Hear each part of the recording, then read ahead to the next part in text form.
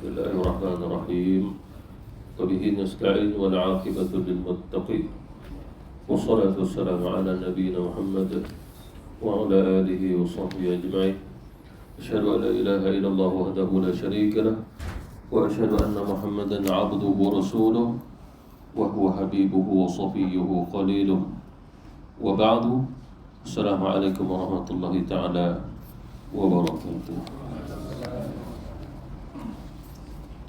Sebelum kita sambung tafsiran dalam surah Al-Waqi'ah, ada satu soalan yang ditanyakan di sini. Adakah dilarang menyebut amin ketika mana imam itu menyebut ya Qahar, ya Jabbar, ya Muntaqib, ya Allah, ya Allah? Ini dalam mana doa qunut nazilah. Dan telah sampai kepada saya juga satu video, tak tahulah sama ada di ustaz ataupun tidak. Jadi tajuk dalam video tu, jangan baca amin ketika mana imam baca apa yang saya sebutkan tadi. Lalu dia mengatakan bahawa itu bukan doa, lalu mengapa nak diaminkan? Lalu dalam video itu juga dia menyebut kita kena beramal dengan ilmu, jangan amal tanpa ilmu. Gitu. Maksudnya bila kita amin, mana kita tak ada ilmu lah, salah yang kita buat. Padahal dia yang salah, dia yang salah. Disebabkan ulama kita mengira bahawasanya Allah, ya Qahar ataupun semua asma'ul husna Allah yang dimulai dengan nida, wahai, ya Allah, ya Jabbar, ya Aziz, itu adalah ad-doa. Dalilnya firman Allah Subhanahu wa taala, walillahil asma'ul husna fad'uuhu biha.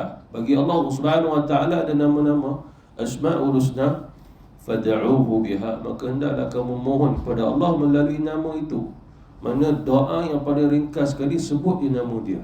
Seperti mana contoh, barang siapa yang mahu Allah Subhanahu wa taala mudahkan urutan rezekinya, maka hendaklah dia baca setiap kali lepas solat fardu subuh sekian jumlahnya, ya Razzaq, ya Razzaq. Lalu kata ulama dia termasuk fad'uuhu biha. Fad'u tu berdoalah dengan asma'ul husna. Lalu bila selesai kita membaca ya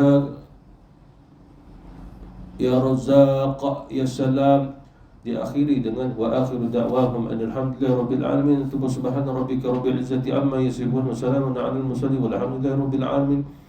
Bahkan kita membaca subhana rabbika rabbil izzati amma yasifun, itu bukan doa, tapi kita amin.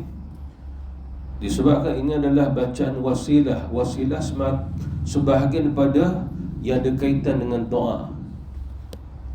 Walhamdulillahi rabbil alamin, ini juga bukan doa, tapi Rasulullah kata tutuplah doa kalian dengan menyebut amin. Untuk doa, Nabi kata bagi orang doa pun sebut amin. Lalu ini dalil menunjukkan bahawasanya disunatkan menyebut amin ketika mana imam itu baca ya Qahar, ya Muntaqib, ya Allah, ya Allah. Sebab dia sedang berwasilah dengan asma'ul husna Allah. Dia sambung doa dia, Allahumma ya munzilal kitab wa mujriyas sahab. Kemudian pula ya Allah, ya Qahar. Itu doa wasilah. Lalu bila kita mengaminkannya, semoga doanya imam itu mustajab. Maka salahlah video tu kata jangan amin. Kalau dia kata jangan amin, nescaya kita subhana rabbika rabbil izzati amma yasifun pun kita tak amin. Wassalamun 'alal mursalin walhamdulillahi rabbil alamin pun kita tak amin.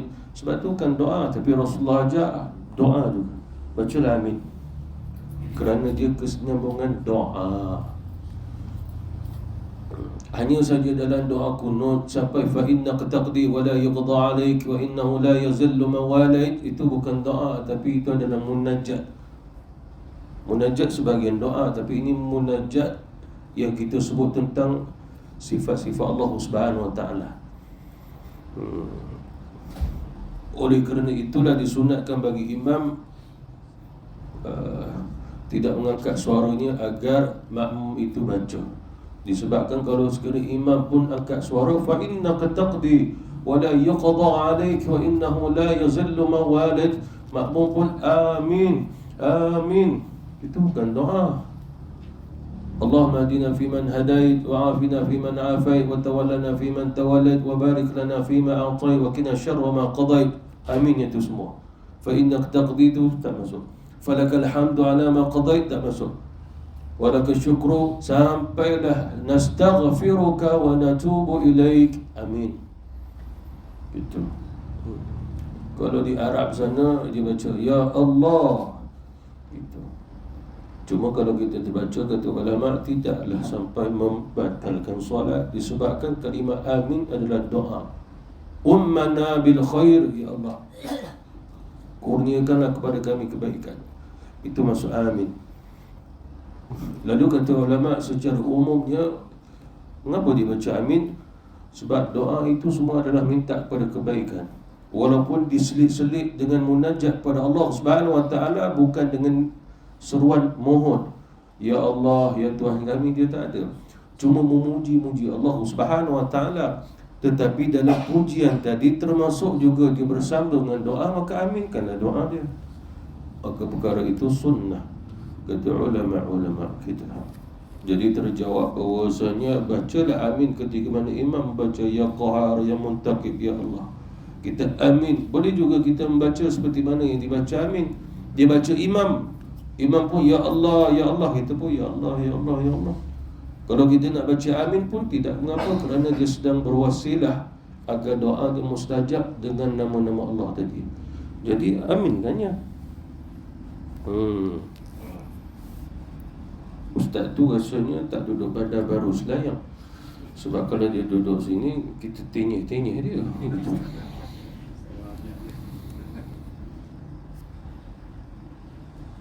Yang best tu dia tulis tu, lain kali kalau nak amal biarlah ada ilmu. Gitu dalam video tu. Dia tegur kita macam tu, tapi kita nak jawab macam mana balik kat dia gitu. Lebih-lebih video TikTok pula tu. Macam saya tak ada nak gemar-gemar TikTok tu. Saya gemar YouTube je. Tu je YouTube. Sebab video-video rakaman saya ada dalam YouTube.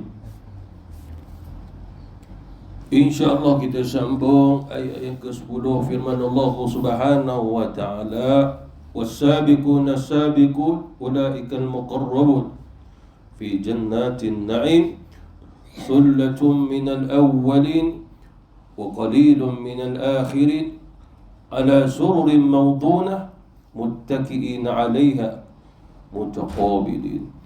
Sadaqallahul azim. Seperti mana yang telah kita pelajari, ada dua golongan yang disebutkan sebelum ini, golongan kanan, golongan kiri. Dua yang disebut oleh Allah Subhanahu wa taala, iaitulah manusia yang dibangkitkan di akhirat. Tiga golongan. Wa kuntum azwajan thalatha. Jadi kita telah mempelajari dua golongan. Golongan kanan adalah golongan yang Allah Subhanahu wa taala masukkan dia sebagai ahli syurga.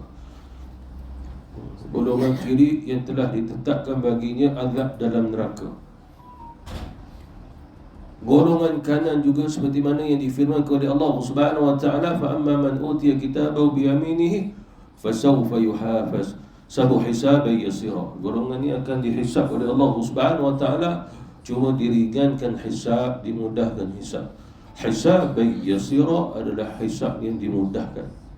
Hisab yang dimudahkan, kata ulama, tidak boleh diberi contoh, tidak boleh dikaifiatkan, kerana yang menghisabnya adalah Allah. Kerana Allah berfirman, wallahu sari'ul hisab. Allah Subhanahu wa taala amat cepat apabila dia menghisab. Menghisab maksudnya adalah setiap daripada amal kita ditanya oleh Allah Subhanahu wa taala. Dia tidak tanya berkaitan amal yang baik, tetapi dia tanya nikmat atas kebaikan yang diberi. Kita dah buat kebaikan, dia tak tanya. Kita dah solat, dia tak tanya. Tetapi nikmat yang menyebabkan kita tu solat, itu ditanya oleh Allah Subhanahu wa taala. Dia bertanya. Kita ada iman, kita boleh jawab. Dan Allah Subhanahu wa taala kalau sekiranya dia nak menghisab kita hisaban yasira, dia tak tanya berat-berat, dia tak tanya banyak-banyak. Itu maksud hisaban yasira.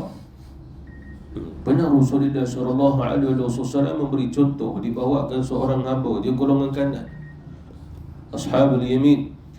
Lalu Allah Subhanahu Wa Taala bertanya, wahai hamba-Ku, adakah engkau mengaku ini kesalahan yang kau lakukan? Ya Allah, aku mengakuinya. Yang ini pula diperlihatkan kesalahannya. Lalu dia pun katakan, ya Allah, sesungguhnya aku mengakuinya. Hanya 2-3 soalan yang ditanya oleh Allah setelah Allah Subhanahu Wa Taala memperlihatkan kesalahan yang pernah dia lakukan. Oleh kerana engkau, kata Allah, yakni hamba-Nya, mengakui kesalahanmu, maka aku ampunkan dosamu, dan aku menukar kesalahanmu menjadinya satu pahala. Itu daripada Allah Subhanahu Wa Taala, bukan kita yang menentukan. Dan pergilah syurga, tapi dia dihisab, tapi dimudahkan, kata Rasulullah sallallahu alaihi wasallam. Manakala golongan kiri ada beberapa golongan lagi, ada di antara mereka tidak dihisab, mereka terus masuk neraka tanpa hisab. Kemudian ada juga golongan-golongan yang dihisab oleh Allah Subhanahu Wa Taala, termasuk orang mati adanya iman, dihisab secara detail, kemudian dia diazab oleh Allah Subhanahu Wa Taala, tapi tidak kekal. Tidak kekal ni kembali atas rahmat Allah, tidak kekal ni kembali atas syafaat Nabi. Syafaati alal kabair, aku memberi syafaat kepada orang di antara umatku yang mati dosa besar, yang tak sempat bertaubat. Wa man lam yatub fa ulaika humudz zalimun. Barang siapa yang mati tanpa sempat bertaubat, maka dia melakukan kezaliman. Maksudnya adalah dia menanggung dosa besar. Cuma ada dalam Quran juga disebut oleh Allah Subhanahu Wa Taala tentang golongan-golongan ini. Cuma kita sambung, wasabiqun nasabiqun. Walau situ hanya atar, mengikut cerita ayat sebelum. Maknanya ayat ni masih lagi ada kesinambungannya. As-sabiqun, golongan yang terdahulu melakukan satu amal. As-sabiqun itu taukid, disebabkan Allah Subhanahu Wa Taala mengulang as-sabiqun, as-sabiqun. As-sabiqun itu 2 ulangan, mana 2 kali disebut oleh Allah Subhanahu Wa Taala. Di sudut lughah, di sudut bahasa Arab, apabila terdapatnya kalimah yang sama seperti mana kalimah yang sebelum berulang, maka disebut sebagai taukid. Sebagai ulama menyatakan apabila kemasukan taukid, maka memerlukan penjelasan, maksudnya tafsiran yang kedua. Tapi yang pertama pun perlu dijelaskan, ditafsirkan. Lalu kata ulama, as-sabiqun itu adalah orang yang bersegera, yang mendahului segala kebaikan yang diperintah oleh Allah Subhanahu Wa Taala. Kata Aisyah, as-sabiqun adalah orang yang awal mengamalkan apa yang diperintah oleh Allah melalui Rasulullah. Jawapannya adalah para sahabat Rasulullah sallallahu alaihi wasallam. Ya, kata Aisyah, mereka adalah para sahabat baginda Rasulullah sallallahu alaihi wasallam. As-sabiqun yang pertama, kata ulama, itu dia yang mendahului, yang mengawali segala kebaikan, perintah-perintah Allah Subhanahu Wa Taala, ketika mana mereka hidup sezaman dengan Rasulullah sallallahu alaihi wasallam. Mereka awal. As-sabiqun yang kedua, maka mereka lah golongan yang awal-awal akan masuk syurga. Dan as-sabiqun was-sabiqun, as-sabiqun adalah ahli syurga yang masuk tanpa hisab ke dalamnya. Maknanya golongan yang masuk syurga tanpa hisab itu disebut sebagai ahli muqarrabun, seperti mana Allah berfirman, ulaikal muqarrabun. Hampir dengan apa? Hampir dengan kurniaan Allah, sehingga mereka itu masuk syurga tanpa hisab.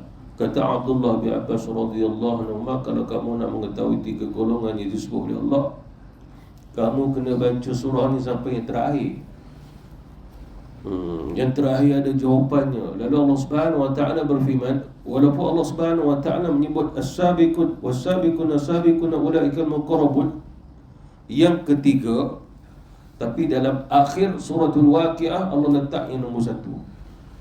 Fa amma in kana minal muqarrabin farauhun wa rayhanun wa jannatu na'im wa amma in kana min ashabil yamin fasalamun laka min ashabil yamin wa amma in kana minal mukaththibin ad-dhalin fanuzulun min hamim wa tasliyatu jahim. Maknanya golongan al-muqarrabin ini nombor 1, yang kedua ashabil yamin, yang ketiga ashabul shimal.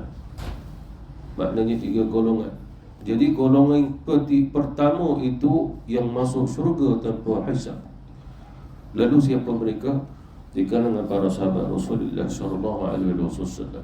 Selain mereka adalah minan nabi as-siddiqin wasyuhada. As-salihin di umum. Salihin itu di umum. Cuma kata ulama' bahasanya golongan muqarrabin ini adalah golongan yang melaksanakan apa yang diperintah oleh Allah secara sempurna. Dalam ayat yang lain Allah Subhanahu wa taala menyebut tentang umat baginda Rasulullah sallallahu alaihi wasallam telah diberinya Al-Quran oleh Allah Subhanahu wa taala. Kita ni adalah umatnya Quran, umat baginda Rasulullah umatnya Quran. Dan siapa yang memberi Quran kepada kita? Allah Subhanahu wa taala. Dan kita diberi Quran oleh Allah Subhanahu wa taala secara pewarisan. Allah Subhanahu wa taala pemilik kalam, dia yang berfirman, lalu Allah Subhanahu wa taala beri kepada kita untuk kita membacanya, mempelajarinya, mentadburinya, sehingga siapa yang mendapat pengajian tersebut maka dia adalah hamba-hamba Allah yang terpilih. Dia terpilih. Cuma kedudukan hamba-hamba Allah Subhanahu wa taala yang terpilih ini tentang Quran pecah 3 golongan. Ada yang sekadar beriman je. Dia beriman kepada Allah, beriman kepada Muhammad, beriman kepada kitab, beriman dengan Quran, beriman dengan malaikat. Cuma tentang amal ibadahnya ada masalah. Apa yang difardukan oleh Allah Subhanahu wa taala ada yang dia lakukan, ada yang dia tinggalkan. Dan golongan ini menanggung dosa, tapi mereka tidak mengkritik Quran, menghina Quran. Mereka mengatakan Quran kalam Allah Subhanahu wa taala. Dia beriman itu ia, cuma tak mengikut aturan Quran secara baik. Golongan pertama, semua mati dalam keadaan berakidah dan sunnah wal jamaah dan semua masuk syurga, kata Nabi. Golongan pertama pun masuk syurga. Yang kedua, golongan kanan. Golongan kanan ini dia mengamalkan apa yang diperintah oleh Allah Subhanahu wa taala, yang fardu, yang sunat ada kalanya buat, ada kalanya tinggal. Dia sederhana je, biasa-biasa je. Golongan tiga ni lah wasabiquna sabiquna ulaikal muqarrabun. Aisyah pernah ditanya tentang firman Allah Subhanahu wa taala juga, summa awrasna al-kitab alladhina astafayna min ibadina faminhum zalimun li nafsihi wa minhum muqtasid wa minhum sabiqun bil khairati biidznillah. Itu dalam surah Fatir. Kemudian kami memberikan warisan, itulah berupa Quran, kepada hamba-hamba kami yang kami pilih. Maknanya menunjukkan bukan semua dapat Quran, bukan semua. Ada di antara mereka yang dapat Quran, beriman dengan Quran, faminhum zalimun li nafsihi, tapi mereka melakukan dosa-dosa. Di antara mereka wa minhum muqtasid, mengamalkan apa yang difardukan oleh Allah, tidak melakukan dosa-dosa besar. Hanya mereka banyak lalai juga. Kelalaian itu ada. Dia orang-orang awam jugalah. Cuma sebagai ulama menyatakan dengan rahmat Allah Subhanahu wa taala, kerana mereka selamat dengan kefarduan kewajipan yang mereka tak tinggal, lalu mereka masuk syurga, diringankan. Dengan cara diringankan, maknanya di akhirat mereka dihisab dengan hisab yang ringan, lalu masuk syurga. Golongan yang tiga, wa minhum sabiqun bil khairat, itulah muqarrabin biiznillah. Golongan yang sentiasa melakukan amal kebaikan, kebajikan bersifat segera. Bila bersifat segera, tak terfikir nak melakukan kesalahan, dosa-dosa. Bukan kita lah tu. Disebabkan Aisyah kata itulah para sahabat Rasulullah SAW. Wa minhum muqtasid, yang pertengahan itu siapa? Itu golongan-golongan yang ikut sahabat Rasulullah SAW. Maknanya dalam ilmu Islam dia tak buat cara sendiri, dia mesti sampai ke para sahabat Rasulullah SAW. Golongan yang faminhum zalimun li nafsihi, kata Aisyah, itulah orang yang banyak buat dosa, buat kesalahan macam aku dan kamu. Maknanya tawaduknya Aisyah radhiyallahu anha. Dia memasukkan diri dia, faminhum zalimun li nafsi, banyak buat dosa, banyak buat salah. Tapi kata ulama itu tawaduk isteri Nabi. Hakikatnya dia termasuk sabiqun bil khairat. Aisyah pun juga termasuk wasabiquna sabiqun ulaikal muqarrabun. Aisyah radhiyallahu anha juga akan masuk syurga tanpa hisab bersama Rasulullah sallallahu alaihi wasallam. 3 golongan. Dan kata Rasulullah semuanya sama, makna tempatnya syurga. Hanya yang golongan faminhum zalimun li nafsihi, disebabkan mereka melakukan dosa, mati tak sempat bertaubat, lalu membawa dosa. Ada di antara mereka diazab, kemudian dibawa keluar kerana mereka mati adanya iman, mereka tidak kafir. Ada di antara mereka tidak diazab, tetapi mereka dihimpun, dikumpulkan lama antara syurga dan neraka. Nak dibawa ke syurga belum layak, nak dihumban masuk neraka, mereka ada iman pula tu. Lalu tertahan mereka antara syurga dan neraka. Lalu mohonlah mereka syafaat baginda Rasulullah. Lalu Nabi pun hadir mohon kepada Allah, ya Allah rahmatilah umatku ini, kemudian masuk syurga. Tapi tak tahu berapa lama dapat syafaat Nabi. Riwayat daripada Abdullah bin Mas'ud radhiyallahu anhu, ini golongan yang buat dosa, buat salah tadi. Dan semua adalah berakidah di sunnah wal jamaah. Saya tak sebut akidah yang lain. Ini hanya orang mati dan keadaan akidah di sunnah wal jamaah.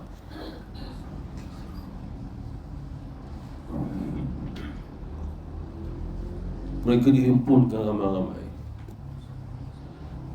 Lalu Allah Subhanahu wa taala bertanya malaikat di situ, ini umat mana? Ini umat Muhammad ya Allah. Adakah mereka mempunyai dosa-dosa? Ya, ya Allah, banyak dosa yang mereka lakukan. Mereka menanggung dosa itu. Oleh kerana mereka adalah umat Muhammad, maka masukkan mereka semua dalam rahmatku. Apa masuk dalam rahmat Allah? 2. Yang pertama, mereka tidak akan masuk neraka untuk diazab. Yang kedua, mereka akan mendapat keampunan daripada Allah Subhanahu wa taala setelah Allah mengampunkan mereka. Tapi mereka confirm akan masuk syurga, cuma bila atas rahmat Allah Subhanahu wa taala. Bila Allah menyebut masukkan mereka ke dalam rahmatku, maknanya mereka tidak akan dibawa, dicampakkan masuk neraka. Oleh kerana itu kata Rasulullah, 3 umatku ini semua masuk syurga. Dan semuanya berakidah di sunnah wal jamaah. Sebab Nabi mengatakan kepada kita, umatku berpecah menjadi 73 golongan. 72 masuk neraka Jahannam, 1 golongan saja yang masuk syurga. 1. Lalu kata ulama, bila ditanya, ya Rasulullah, siapa mereka? Al-jamaah. Ahli sunnah itu maksudnya Quran dan sunnah. Dia punya Quran dan hadis menunjukkan. Wal jamaah, apa yang diambil oleh para sahabat daripada Rasul. Lepas tu apa yang diambil oleh ulama para salafus salih daripada Rasul, daripada para sahabat Rasul. Maka menjadilah satu panduan bagi umat Islam dalam mengamalkan akidah dan juga syariatul Islam. Selesai. Fi jannatin na'im, di dalam syurga yang penuh kenikmatan.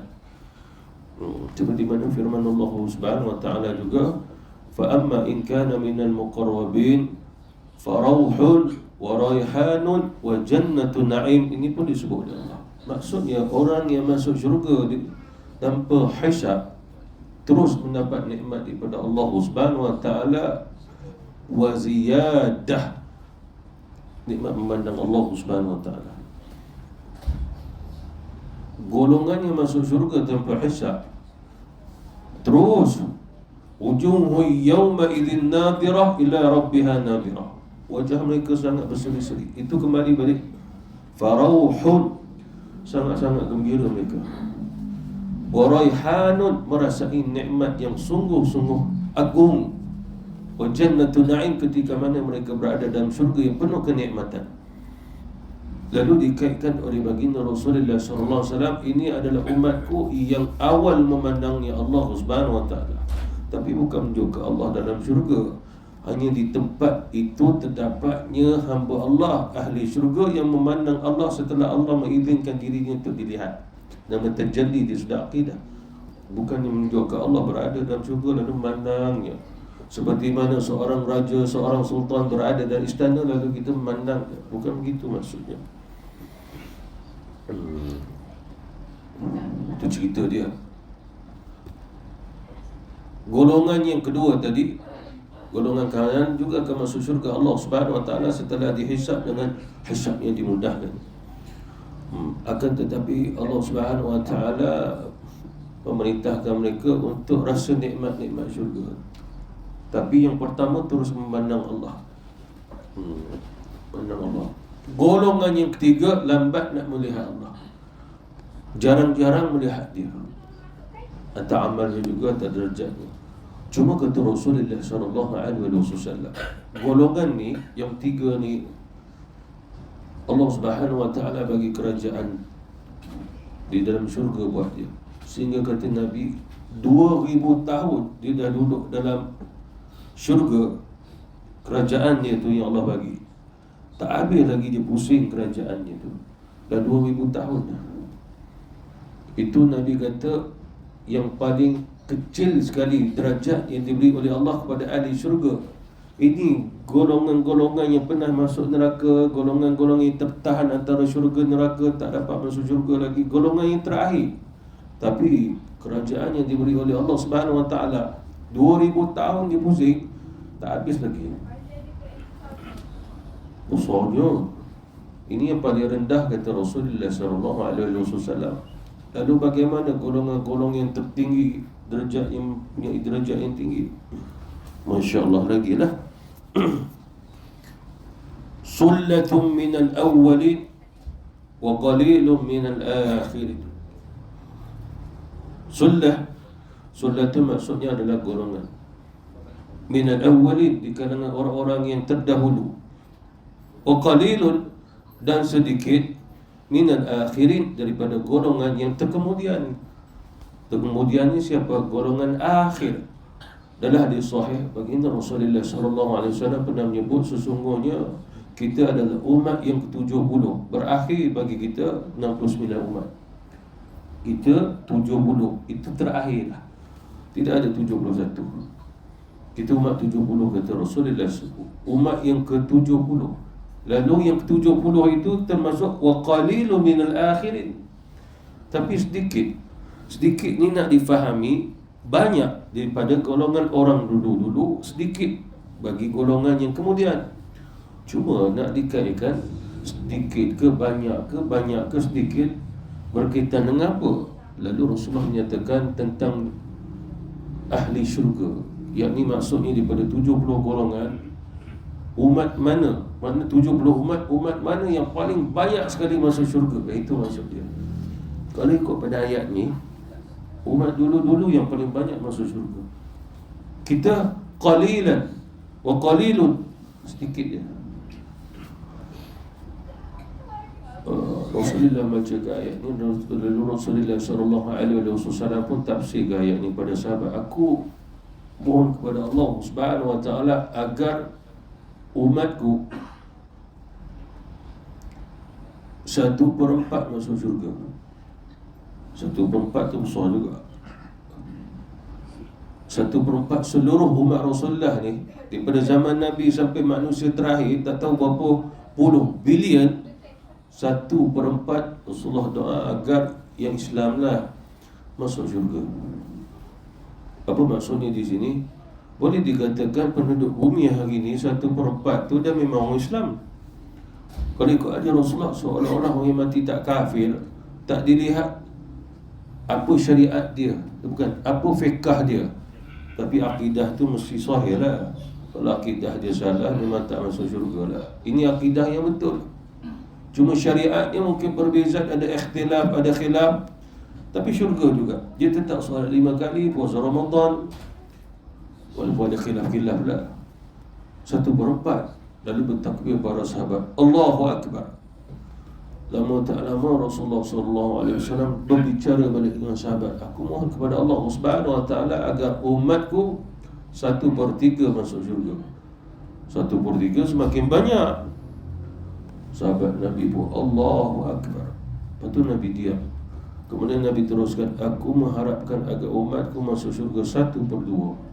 Apa maksudnya? Allah Subhanahu wa taala Al-Mu'ti Al-Hadi, dia memberi hidayah kepada umat Rasulullah sehingga dihimpunkan seluruh umat Rasulullah daripada zaman Nabi sampai manusia terakhir. Allah Subhanahu wa taala telah memilih mereka sebagai orang yang mati beriman 1/2 daripada seluruh jumlah tadi. Bertakbir para sahabat Rasulullah, Allahu Akbar. Jallalu 1/2 itu jauh lebih besar jumlahnya berbanding 69 umat yang terdahulu. Apa maksudnya? Kata ulama, jumlah umat baginda Rasulullah yang mati beriman lalu layak masuk syurga lebih ramai berbanding orang yang beriman 69 umat yang terdahulu. Bila dihimpun seluruhnya, tetap juga umat Rasulullah melebihi pada jumlah mereka dulu. Apa maksudnya? Umat yang terdahulu yang mati kafir jauh lebih besar berbanding mati beriman. 69 umat dah tu. Disebabkan walaupun Allah Subhanahu wa taala menyebut wa qalilu minal akhirin, tapi Allah Subhanahu wa taala menurunkan ayat kemudiannya,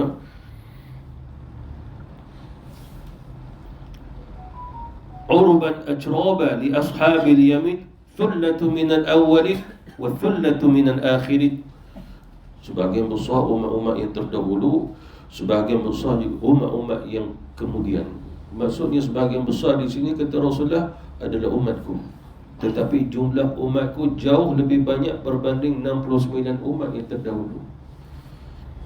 Itu Rasulullah sallallahu alaihi wasallam. Maksudnya di sini sebagai ulama akidah dan sunnah wal jamaah membuat pengiraan kemungkinan yang dimasukkan termasuklah umat Rasulullah sallallahu alaihi wasallam yang dihukum diazab dalam neraka hanya kemudian dibawa keluar daripadanya. Dan tidak ada umat Rasulullah sallallahu alaihi wasallam yang diazab lama-lama. Tidak ada di antara umat Rasulullah yang diazab sama tempat dengan orang mati kafir. Sebab orang mati kafir, neraka mereka yang kekal, dan mereka juga akan kekal. Manakala neraka bagi umat baginda Rasulullah, dia tidak kekal. Yang cerita neraka kekal bagi orang kafir, tidak kekal bagi orang yang mati yang kada iman, kata Rasulullah. Itu kata Rasulullah, satu ketika nanti tempat bagi umatku yang pernah dicampakkan masuk neraka, bagi umatku yang mati beriman lah, kata Rasulullah, satu hari nanti neraka itu akan kosong juga. Sebab semua dah keluar. Dan dia bahagian yang paling atas sekali, kata Rasulullah, dan tak ada penduduk di situ. Bila tidak ada penduduk, maka kata Rasulullah, dia akan menjadi seperti mana padang jarak, padang terkukur, boleh dibahasakan begitu, dan tumbuhlah rumput-rumput kemudiannya. Kemudian pula pintu dia seperti mana ditiup angin. Dia bukan pintu gitu, dia pintu ke bawah, macam orang ketali gantung ni pintu kosong. Dan ulama kita berfatwa, semua umat Rasulullah yang mati ada iman walaupun sebesar zarah dibawa keluar. Lalu bila dihimpun tu semua, maka wasallatu minal akhirin, maka orang yang kemudian umat Rasulullah sallallahu alaihi wasallam dia termasuk daripada orang yang ramai itu. Itu yang kata Rasulullah sallallahu alaihi wasallam, bahawasanya aku mengharapkan agar Allah Subhanahu wa taala memasukkan umatku 1/2 seluruhnya. 1/2 itu adalah satu jumlah yang sungguh-sungguh banyak, kata Rasulullah sallallahu alaihi wasallam. Maknanya Rasulullah kata 1/2 itu banyak. Kita pun memandang 1/2 itu pun memang satu jumlah yang besar, yang banyak.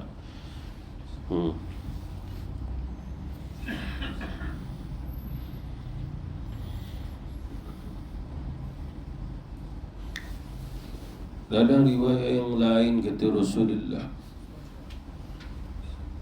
Nabi nak bagi tahu kepada kita, umat yang terakhir adalah umat yang memiliki jumlah manusia yang paling ramai di atas muka bumi. Itu atas kehendak Allah Subhanahu wa taala. Umat sebelum ini, dia ada Nabi yang terakhir, Nabi Isa alaihi wasallam. Lepas tu Allah Subhanahu wa taala mengangkat Nabi Isa ke langit. maka tidak adanya Nabi Rasul di atas muka bumi selama 500 tahun. Sebahagian ulama kata 900 ke 1000 tahun. Wallahu a'lam. Lalu pertanyaan, itu umat yang nombor berapa? Itu umat nombor 9 di kalangan Bani Israel. Tetapi jumlah mereka tak seramai umat baginda Rasulullah, yang mana usia umat Rasulullah sekarang ini pun dah lebih 1400 tahun. Nabi Yaqub alaihi salatu wassalam nak sampai ke Nabi Musa pun beberapa ribu tahun. Nabi Musa nak sampai ke Nabi Isa pun beberapa ribu tahun. Lalu dijumlahkan seluruhnya lebih 4000 tahun. Walaupun 4000 tahun di kalangan Bani Israel, jumlah umat dia tak tahu dah nombor daripada 60 ke 60 sampai 69 ke begitu, atau daripada 50 ke 40 pergi ke 69, sebab kita yang 70. Bila dicampurkan itu semua, kata Rasulullah, mereka tak boleh mencapai jumlah umatku juga. Mana umat Rasulullah SAW makin ramai. Hanya kata Rasulullah, umatku makin ramai tetapi akan semakin kecil orangnya. Apa maksud makin kecil? Dua. Yang pertama, kecil tubuh. Itu maksud zahir. Sebab dikaitkan bahawa semua umat dulu-dulu memang badannya besar-besar, tinggi-tinggi. Satu. Yang kedua, yang kecil-kecil kata Rasulullah adalah kerana ramainya penduduknya manusia akhir zaman, sehingga masuk kecil. Mana dia pergi dengan satu jarak yang jauh boleh ditempuh dekat saja. Naik pesawat, naik kenderaan, itu juga kecil. Maksudnya apa? Mudah bagi mereka nak ke sana dan kemari.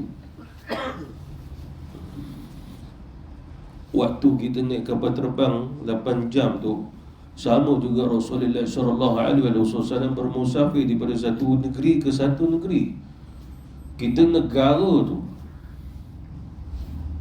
Madinah, nak sampai ke Mekah 2 minggu.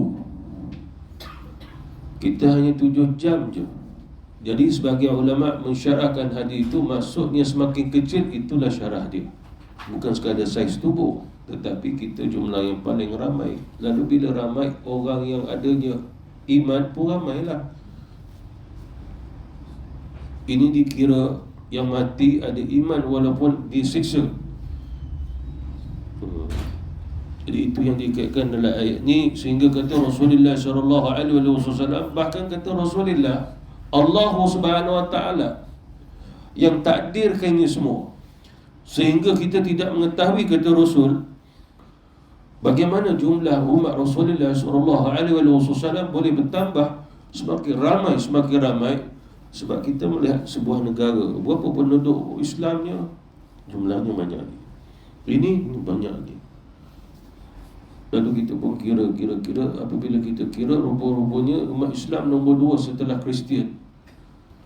Itu yang kita kira. Tapi hakikatnya sebenarnya umat Islam nombor 1 paling ramai, disebabkan hadir Rasulullah. Ini perancangan Allah.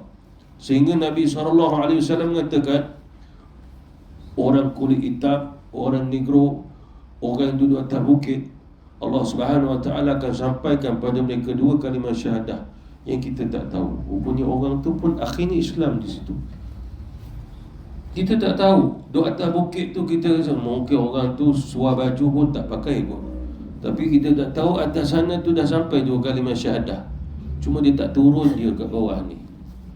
Sehingga kata Rasulullah yang ditakwilkan oleh ulama, sampai dalam hutan pun sama.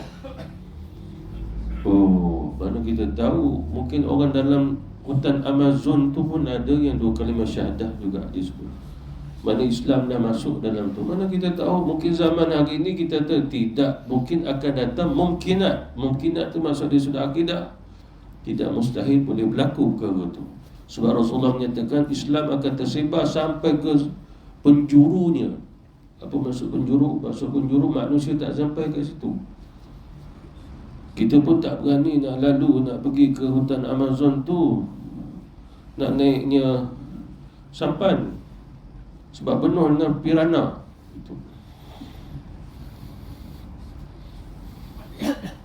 Ada konda.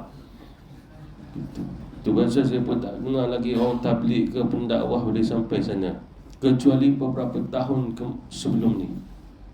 Ada geng tabligh yang saya kenal, saya tanya pergi mana, InsyaAllah kami akan masuk hutan Amazon. Wah, ini gurau sendiri ke? Tak. Dia bukan Brazil, dia kat Venezuela ke mana tak? Wah, sebab sebelum ni masuk Brazil, masuk beberapa negara lagi. Lepas tu kawan saya sempat masuk tempat orang yang macam Kenya tu lah, tapi negara apa, tengah padang pasir tu. Buat korban pula tengah padang pasir tu. Islam ada satu kawasan, penduduknya dia tak minum air macam kita, sebab air terlalu, kalau dijual terlalu mahal, sangat terhad, air sangat sikit. Orang sana tak pernah wuduk dengan air, semua tayamum je. Tak pernah beristinja dengan air, pakai batu je. Tapi semua Islam. Jadi tu yang terfikir atas hadis Rasulullah SAW. Benarlah kata Rasulullah bahawasanya kamu tak tahu bahawasanya jumlah yang ramai itu mungkin yang kamu tak pernah nampak. Orang tak pernah rekod mereka tu. Kalau rekod pun mungkin kita tak tengok, orang lain yang tengok. Sebab yang rekod tu pun kadang bukan orang Islam.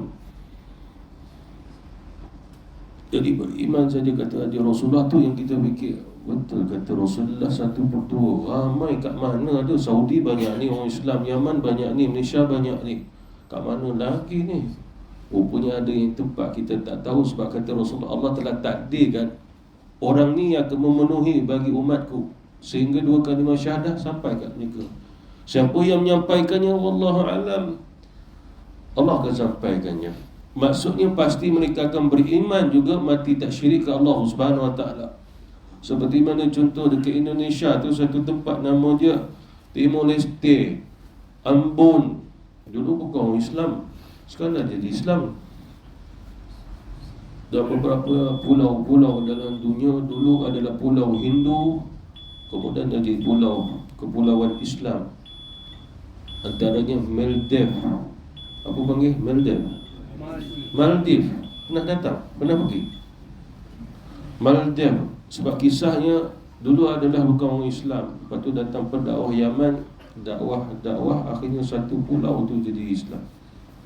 Itu salah satu contoh. Begitu dah maksudnya ayat ni. Berimanlah kita bahawasanya seperti mana dalam ayat yang lain Allah Subhanahu Wa Taala menyebut, dan Rasulullah SAW telah menjelaskan kepada kita, umatku yang paling ramai akan masuk syurga. Jadi bila Rasulullah sebut begitu, alangkah ruginya dia tak termasuk yang ramai-ramai tadi untuk ke syurga Allah Subhanahu Wa Taala. Maka jawapannya tidak lain kerana kekafiran mereka. Kekafiran. Wallahu ta'ala a'lam. Wabillahi taufiq wal hidayah. Wassalamualaikum warahmatullahi wabarakatuh.